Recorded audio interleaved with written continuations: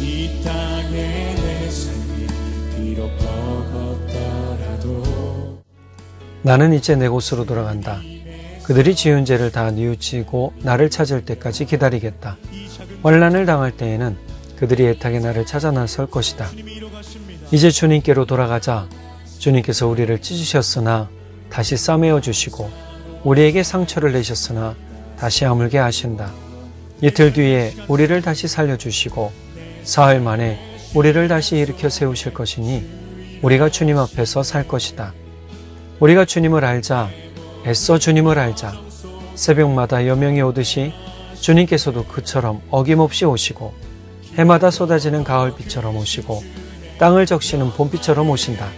에브라임아, 내가 너를 어떻게 하면 좋겠느냐? 유다야, 내가 너를 어떻게 하면 좋겠느냐? 나를 사랑하는 너희의 마음은 아침 안개와 같고 덧없이 사라지는 이슬과 같구나.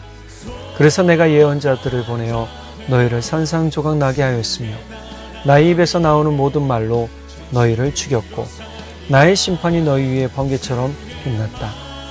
내가 바라는 것은 변함없는 사랑이지 제사가 아니다.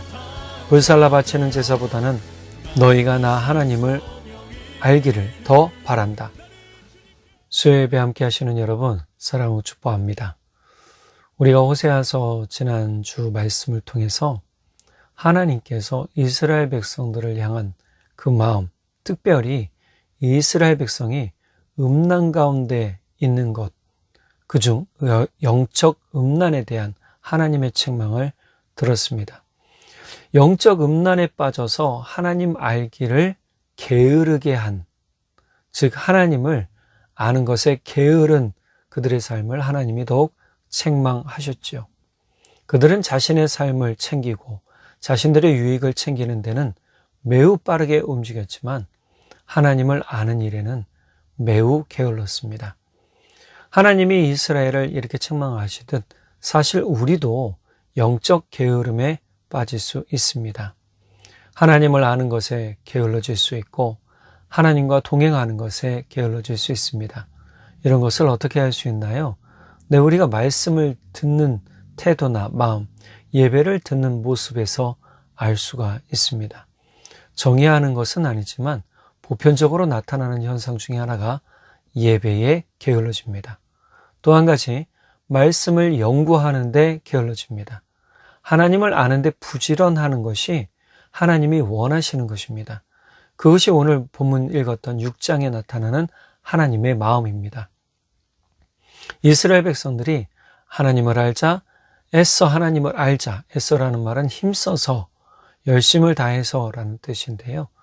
이렇게 애써서 힘써서 알아도 하나님이 듣지 않으시겠다라는 것이죠. 진짜 하나님이 원하시는 것은 그냥 제사 하나 잘 드리는 게 아니고요. 그 마음이 하나님을 온전히 사랑하는 것, 그것이 하나님을 아는 것이다 라고 말씀하고 있단 말이죠. 자, 그렇다면 오늘 읽었던 본문 그 앞에 5장 4절, 5절부터 하나님이 또다시 드러내시는 책망이 하나가 있습니다. 그것이 뭐냐면 교만입니다. 5절을 좀 볼까요?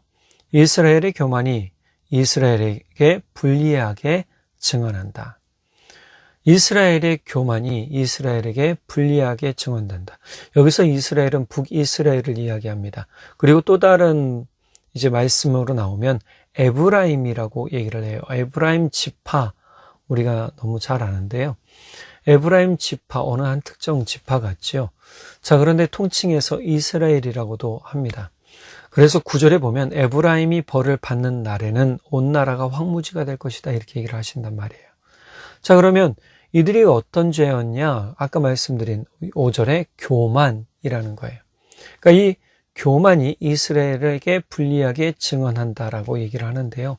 교만이라는 것은 하나님을 알지 못하는 거예요. 또 하나님을 멀리하는 것이죠. 이것은 사실 우상을 섬기는 데서 기인한 것입니다.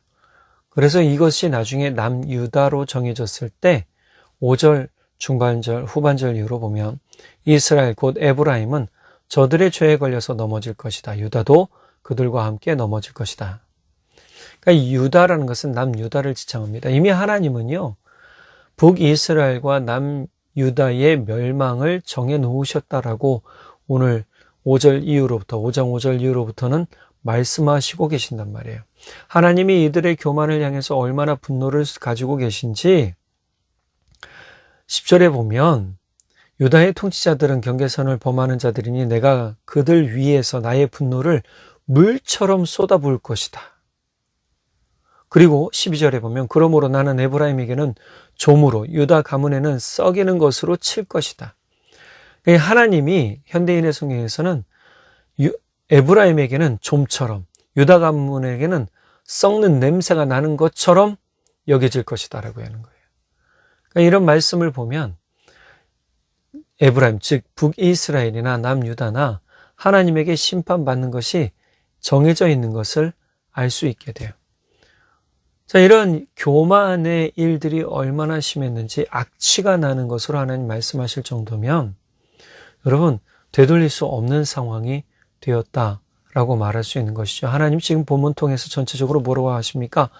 되돌릴 수 없는 일들로 되었다. 그것이 14절에 뭐라고 하시냐면 내가 사자처럼 에브라임에게 달려들고 젊은 사자처럼 유다 가문에 달려들어 그들을 물어다가 갈기갈기 찢을 것이니 아무도 내 입에서 그들을 빼내어 건져주지 못할 것이다. 하나님은 지금 이들을 어떻게 하시겠다고 그래요? 참 표현이 무섭기도 한데요. 갈기갈기 찢어버린다는 거예요. 갈기갈기 찢고 심지어 그 입에서 빼낼 자가 없다. 그러니까 이들은 이미 심판받는 것에 대해서 정해진 것이니 그 누구도 간섭할 수도 없고 그 누구도 이것을 중지할 수도 없다라고 얘기하신단 말이에요. 그런데 15절 넘어가면 하나님은 또 다른 마음을 이야기하세요. 나는 이제 내 곳으로 간다. 그들이 지은 죄를 다 뉘우치고 나를 찾을 때까지 기다리겠다. 지금 하나님은 그래도 이들을 심판하실 것에 대한 이야기는 하셨지만 그래도 그들이 뭐 하길 원하세요? 회개하고 돌아오길 원하세요. 자, 이스라엘 백성, 북이스라엘이나 남유다나 영적 음란의 죄, 우상 숭배에 대한 죄에서 벗어나기를 원했죠. 북이스라엘은 심지어 뭐라고 했다고 그랬어요? 7절에 보니까 정조를 지키고 사생활을 낳을 정도로 그들의 영적 타락은 굉장히 심했다라는 거예요. 이 영적 사생활을 낳았다. 그러니까 타락의 사생활을 낳았다라는 것은 그들이 겉모양으로는 하나님을 섬겨요. 하나님께 예배드린다고 하지만 그들이 실상으로 예배드리는 그 주인공은 바알이에요. 하나님이 아니에요. 하나님을 기망했고 하나님을 우습게 여겼어요. 메시지 성경에 보면 뭐라고 하는 줄 아세요? 나 하나님은 그들을 떠난 지 이미 오래다. 그들은 너무 오랫동안 나를 농락했다. 나를 농락했다라고 말씀하세요. 하나님을 농락했답니다. 여러분 우리도 신앙생활하면서 내가 하나님 섬긴다고 하나님을 믿겠다고 하나님을 따른다고 말할 때가 많잖아요. 그런데 실상 돌아볼게요. 진짜 내가 하나님을 바르게 섬기고 있는지 아닐 수 있다라는 거예요. 이 부분을 하나님이 농락당한 것으로 지금 말씀하신단 말이에요. 북이스라엘에게 수 없는 예언자들을 보냈고 선지자들을 보냈는데 이들은 그때마다 돌아오는 것처럼 이야기하고 회개하는 모양을 갖추긴 했으나 완전히 돌아서지 않았어요. 완전히 하나님을 믿지도 않았어요. 자, 이들을 향한 하나님의 사랑은 여전히 있지만 그럼에도 불구하고 지금 당장은 하나님께서 그들이 불러도 찾아도 만날 수 없을 것이라고 얘기하세요. 15절 후반절 볼까요? 환난을 당할 때에는 그들이 애타게 나를 찾아 나설 것이다. 분명히 하나님을 찾는다라고 얘기한단 말이에요. 그들이 뭐라고 얘기하면서 하나님을 찾느냐? 6장 1절에서 3절. 이제 주님께로 돌아가자. 주님께서 우리를 찢으셨으나 다시 싸매어 주시고 우리에게 상처를 내셨으나 다시 아물게 하신다. 이틀 뒤에 우리를 다시 살려주시고 사흘 만에 우리를 다시 일으켜 세울 것이니 우리가 주님 앞에서 살 것이다. 우리가 주님을 알자, 애써 주님을 알자. 새벽마다 여명이 오듯이 주님께서도 그처럼 어김없이 오시고 해마다 쏟아지는 가을비처럼 오시고 땅을 적시는 봄비처럼 오신다. 하나님은 늘 항상 오신다라고 생각하는 거예요.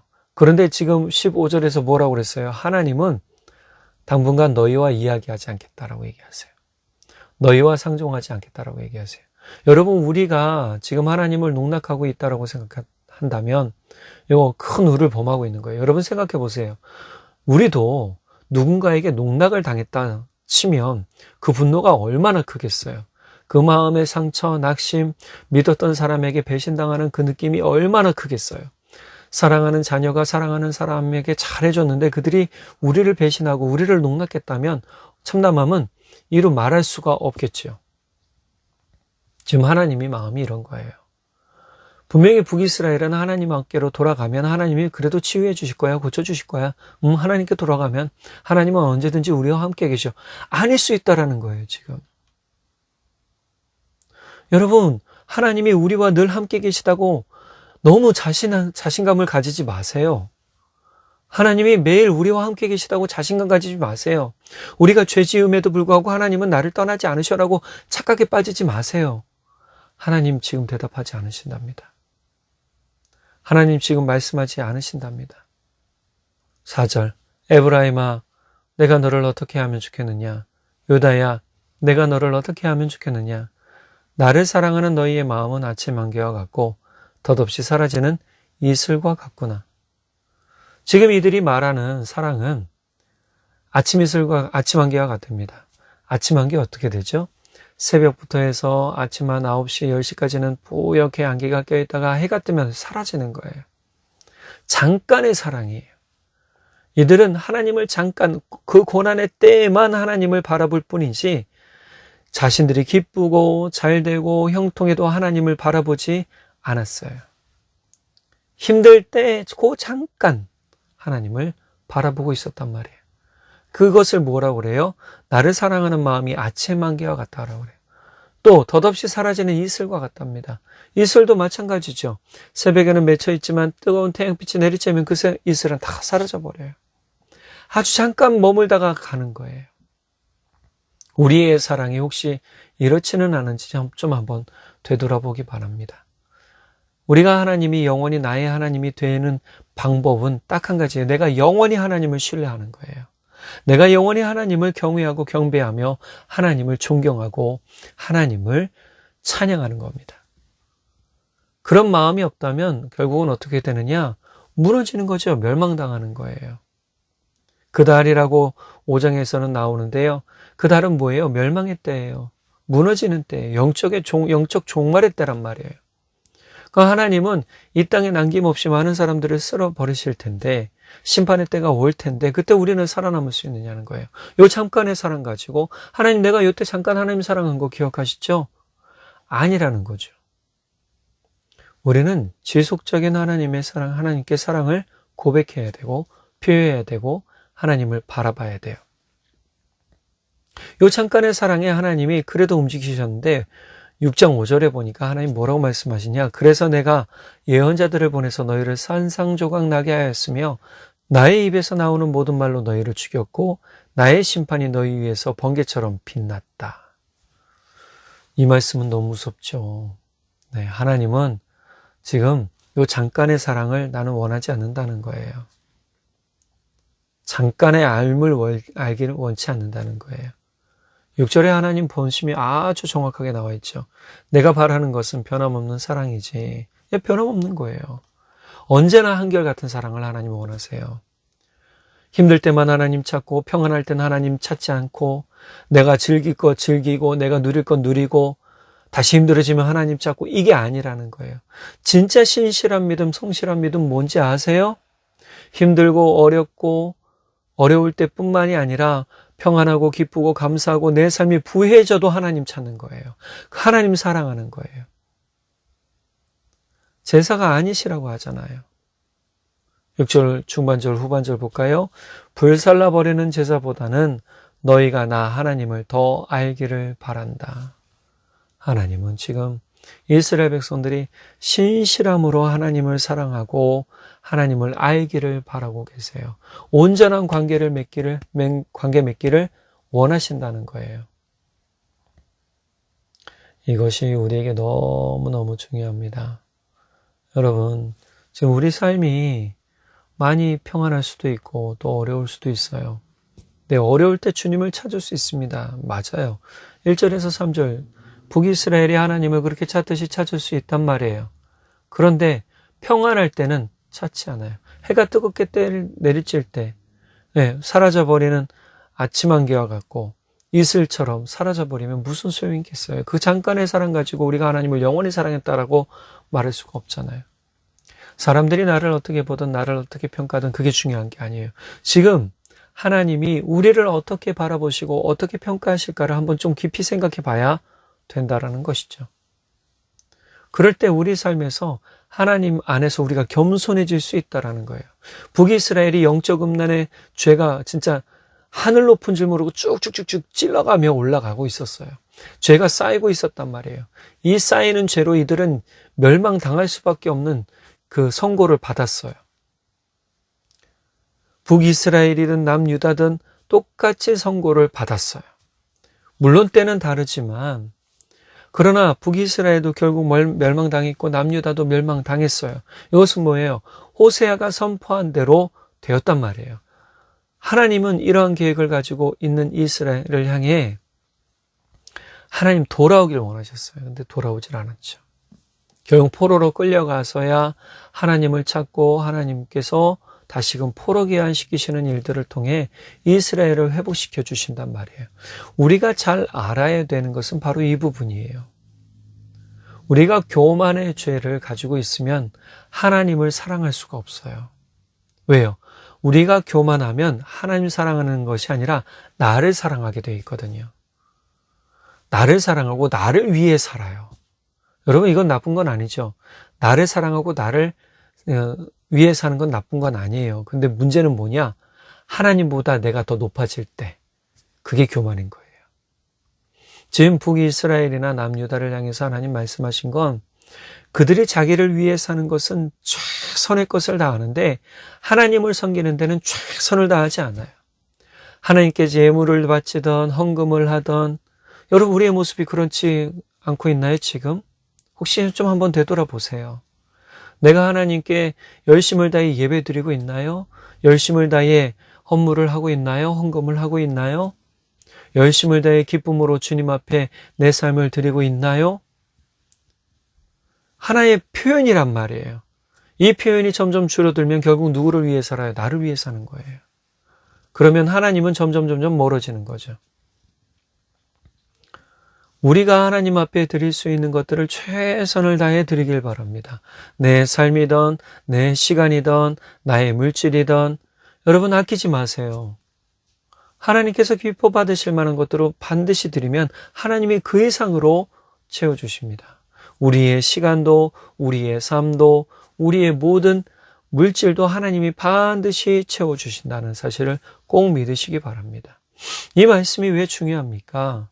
교만한 사람은 절대 하나님을 위해 내어놓지 않거든요.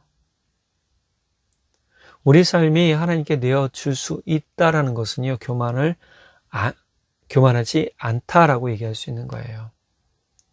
그러나 하나님께 자꾸 내어드림이 적어지면 시간도 적어지고, 삶도 적어지고, 또 나의 표현해드리는 물질도 적어진다면 이것은 진짜 마음이 엉뚱한 데가 있는 거죠.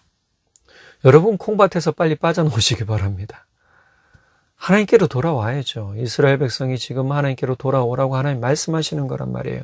너희의 교만을 버리고 너희의 그 어긋난 죄악에서 돌아서서 나에게로 돌아오라고 끊임없이 외치시는 하나님의 이 말씀이 얼마나 전절해요. 6절 내가 바라는 것은 변함없는 사랑이라는 거예요. 끝까지 신실하게 변함없이 한결같이 지금 하나님이 원하시는 건 그거예요. 또 한 가지 하나님을 바로 알길 원하는 거예요. 앞서 3절에서 우리가 주님을 알자 해서 주님을 알자라고 했지만 이 아는 것은 아주 얕은 알미예요.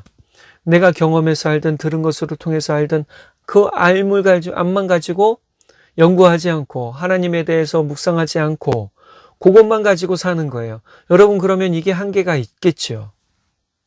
이 한계가 아주 분명해요. 그러면 내가 하나님을 알려면 어떻게 해야 돼요? 내가 개인적으로 하나님을 묵상해야 돼요.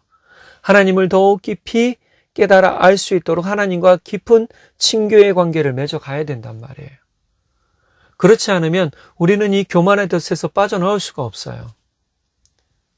이 교만의 덫이라는 건 굉장히 무섭습니다.